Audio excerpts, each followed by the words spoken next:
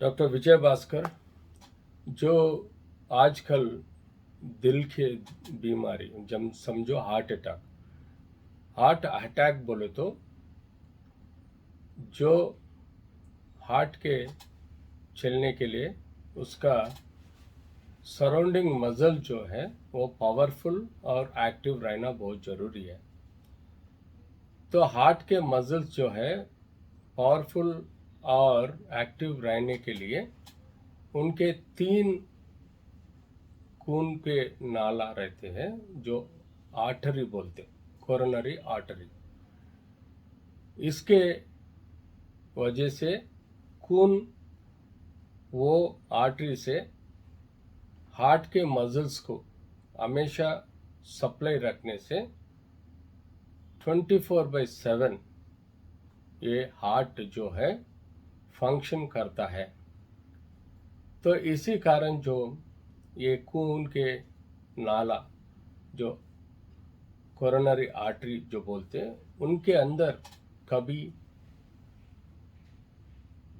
जो टिश्यू बढ़ना नहीं तो फैट का ग्लोब्यूल्स का थिकनेस बढ़ने से जो कोरोनरी आर्टरी पार्शियल नहीं तो पूरा ब्लॉक होने से कारण उनको हार्ट अटैक आने का चांसेस रहता। तो कैसे मालूम होता? जैसा कि सडनली उनको छाती में, वो भी लेफ्ट साइड छाती में दर्द आना, ये दर्द लेफ्ट साइड हाथ तक जाता है और जो अपने फेस के अंदर यहाँ तक दर्द होने लग जाता है। उसके साथ उनको पसीने आने लग जाते और उनके बदन के अंदर घबराहट पैदा होता है और सांस लेने में तकलीफ होने के चांसेस रहता है। तो छाती का दर्द, पसीने, बदन के अंदर बदलाव आना और पसीने आना और उसके साथ छाती में दर्द आने को समझने की कोशिश करना है। हार्ट अटैक का मतलब जो अपने को हिंट दे रहा है कि इमीडिएटली ट्रीटमेंट, इमरजेंसी ट्रीटमेंट लेना बहुत ज़रूरी है। अगर 1-2 रक्त के नाला कोरोनरी आर्टरी ब्लॉक हो तो वो अपने को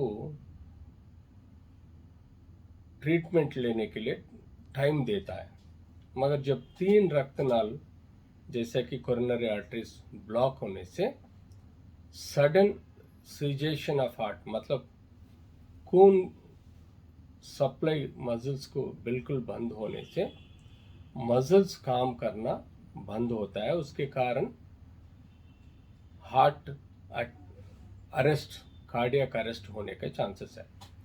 मगर हार्ट अटैक में 1-2 खून की नाला जो कोरोनरी आर्टरी बोलते हैं उसको पार्शियल और फुल ब्लॉक रहने से अपने को इनिशियली जो है छाती में दर्द, पसीने, घबराहट, सांस लेने में मुश्किल और छाती का दर्द लेफ्ट साइड और इधर जाने का हिंट देता है। तब इमीडिएटली पेशेंट को इमरजेंसी हॉस्पिटल में शिफ्ट करके उनको जो इमरजेंसी ऑक्सीजन और जो ब्लॉक को रिलीज करने के लिए इंजेक्शन रहता है उसको देने से बचने का चांसेस रहता है।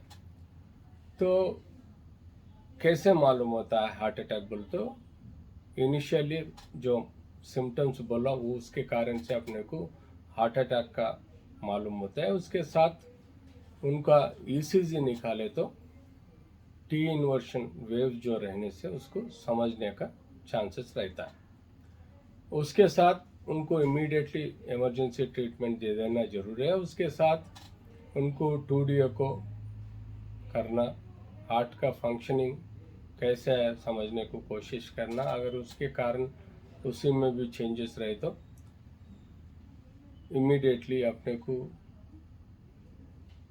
जो ट्रेडमिल टेस्ट रहता और एंजियोग्राम रहता है, सीटी एंजियो रहता है, लिथियम स्कैन रहता है, और उसके साथ अपने को कन्वेंशनल एंजियोग्राम करके कितना रक्तनाल कितना परसेंट ब्लॉक है वो मालूम होने का जरूरी है। ऐसे लोगों में उनको कोलेस्ट्रॉल लेवल्स बिल्कुल कंट्रोल करना, ब्लड का कोलेस्ट्रॉल लेवल्स कंट्रोल करना बहुत ज़रूरी है। उसके साथ उनको जो बीमारी मालूम होने के बाद उसके जो सपोर्टिव दवाई रहता वो देना जरूरी है। उसके साथ बीपी शुगर रही तो सही तरीका से कंट्रोल करना बहुत ज़रूरी है।